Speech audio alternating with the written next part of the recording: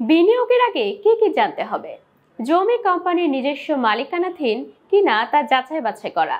বিনিয়োগের আগে অবশ্যই লোকেশনের অবস্থান জেনে নেবেন।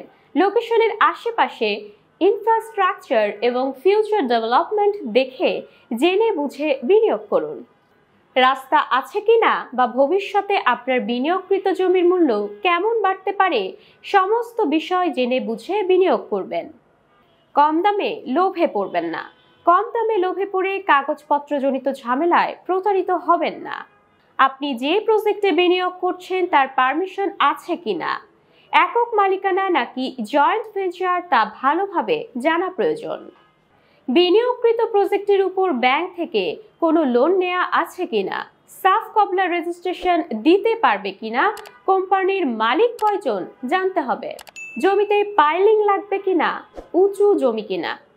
সুদমুক্ত জীবন, হালাল উপার্জন।